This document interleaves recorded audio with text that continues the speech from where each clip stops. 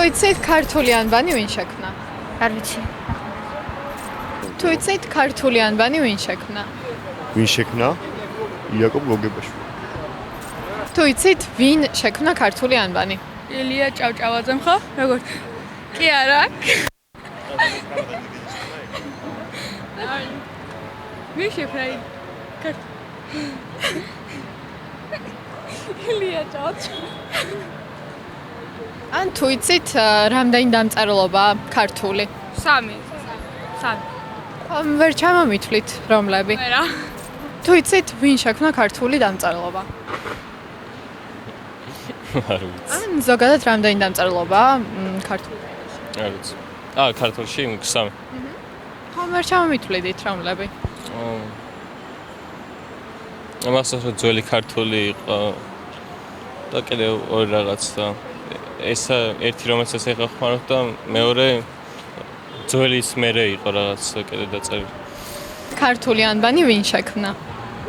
ქართული ანბანი იაკობ გოგებაშვილი. და რამდენი დამწერლობაა? 3 დამწერლობა. ხომ ვერ ჩამომითვლით რომლები? არ ვიცი ამ. ან დღეს რომელს ვიყენებთ? დღეს ვიყენებთ ხედრულს. ხედრულს. თუ იცით ქართული ანბანი ვინ შექმნა?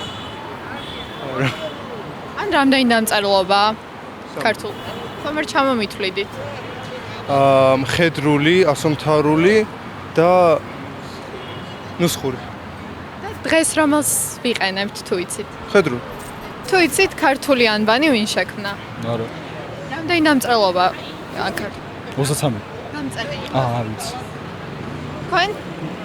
კითხვა არ გაიმეორეთ. როგორ? კითხვა არ გაიმეორეთ ვერ გავიგე. ქართული ანბანი ვინ შექმნა თუ იცით? გოგებაშვილი. როგორ? იაკობ გოგებაშვილი. დარწმუნებული ხარ? რავი ხო. სხვა ვერსია ხომ არ გაქვთ? არა. და რამდენი დამწერლობაა ქართულ ენაში? 3. როგორ? 3. 3. დღეს რომელს ვიყენებთ ხო არ იცით? არა. თუ იცით ქართული ანბანი ვინ შექმნა? არ ვიცი. რამდენი დამწერლობა გვაქვს? 3 წესით ასომთავრული, მხედრული და მესამე რა იყო? ხო. და ხომ არ იცით? ქართული ანბანი ვერ დაწერა ისა? მეფე ფანავაზმა.